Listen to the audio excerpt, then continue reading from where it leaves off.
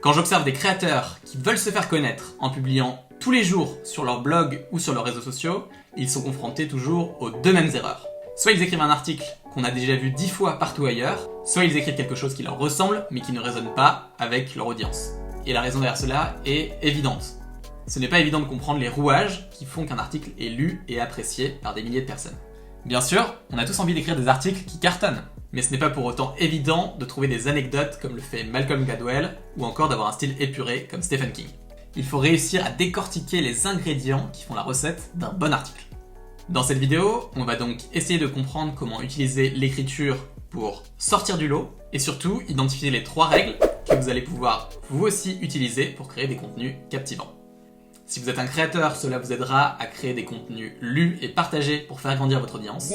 Et si vous êtes entrepreneur, vous allez comprendre comment écrire des articles qui résonnent avec vos clients pour les embarquer avec vous dans votre aventure. Dernier petit mot avant de commencer, j'ai rassemblé en description une checklist des 10 règles à revoir avant de publier chacun de vos articles. Si vous voulez la télécharger, vous pouvez vous rendre en description.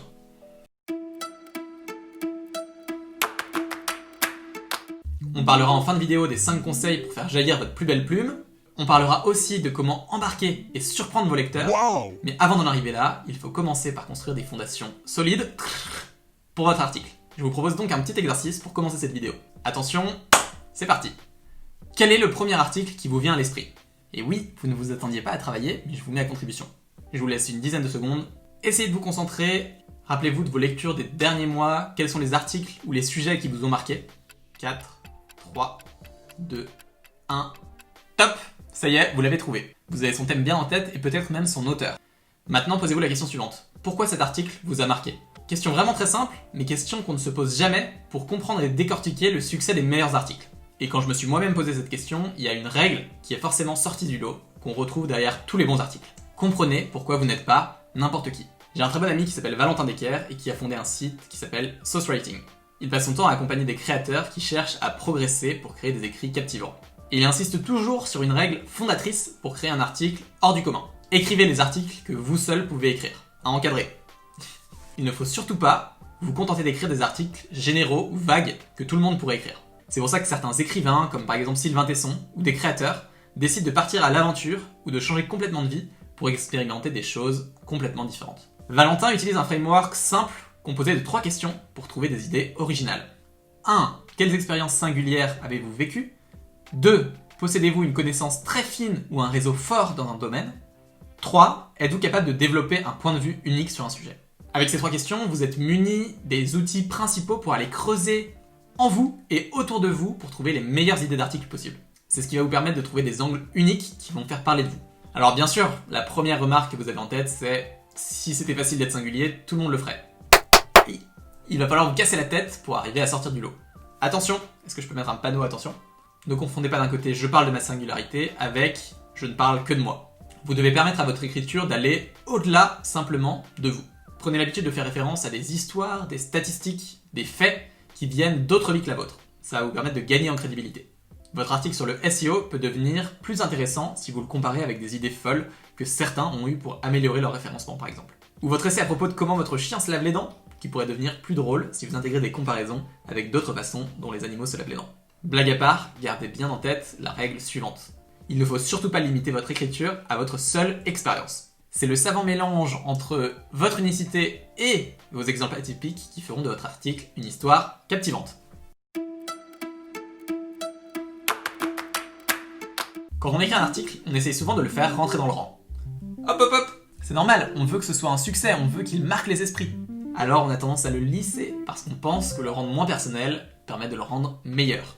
Comme si lorsqu'il était personnel, il n'était plus synonyme de qualité. Mais soyons très honnêtes, la perfection, c'est chiant. Personne n'aime ce qui est parfait. Quand vous écrivez votre article, vous devez au contraire vous appliquer à mettre quelque chose de vous-même, quelque chose de vulnérable. Mettez-y de vous, de votre histoire, de votre cœur. Prenez l'habitude de vous révéler à vos lecteurs. Partagez une de vos difficultés, avouez une de vos erreurs, reconnaissez vos doutes. Mettez dans votre article quelque chose d'humain et donc d'imparfait. Même si vous êtes un expert et que vous voulez être vu comme tel, partager vos faiblesses participe à créer de l'attachement et du lien avec vos lecteurs. C'est un conseil que donnent tous les plus grands. Dans son excellent livre On Writing, Mémoire d'un métier, Stephen King donne plusieurs exemples qui vont dans ce sens. Gardez les choses simples. Ne cherchez pas la complexité, on la croit synonyme de perfection, mais c'est souvent quelque chose qui étouffe votre lecteur. La magie est en vous, c'est de votre histoire, de vos mots, que viendront les histoires les plus sincères. Écrivez avec vos mots. Ne cherchez pas à cacher votre personnalité et prenez l'habitude d'écrire comme vous parlez. Si vous appliquez ces conseils, vous aurez déjà une bonne première base pour créer un lien authentique et sincère dans votre article. Mais on peut aller plus loin en apportant à ces conseils 2 outils importants. L'audace et la surprise. L'audace va vous permettre d'avoir un parti pris fort. Vos opinions les plus controversées sont celles qui sont le plus susceptibles d'attirer l'attention de votre lecteur. Il est fou cet homme. Un exercice que vous pouvez vous appliquer à faire à la fin de chacun de vos articles, c'est de souligner vos 3 affirmations les plus puissantes et en écrire une version encore plus audacieuse, encore plus controversée. C'est un exercice qui va vous permettre de rendre votre article plus tranchant et surtout d'avoir plus de partage des personnes qui le lisent. De l'autre côté, la surprise va vous permettre de venir dynamiser votre article. On aime tous être surpris. Ça change d'ailleurs souvent des articles putaclic qui répètent toujours la même chose. Et un exercice simple pour ajouter de la surprise dans votre article, c'est de se dire comment à chaque fois que vous écrivez quelque chose, vous pouvez apporter 2 idées, histoires ou anecdotes que vos lecteurs n'ont jamais entendues ailleurs. Et parfois les surprises peuvent être même l'angle de votre article ou du livre que vous êtes en train d'écrire. Je pense par exemple à l'interview que j'avais fait sur cette chaîne, que vous pouvez voir ici, avec Bernard Werber, l'auteur des Fourmis, dans lequel il explique pourquoi il avait choisi ce sujet si atypique. L'imperfection, l'audace, et il manque un doigt, la surprise, vont vous permettre de créer quelque chose qui sort de l'ordinaire. Ça va changer des articles banals qu'on a l'habitude de lire un peu partout, et vous allez donc grâce à ça pouvoir créer des bases solides pour un article captivant.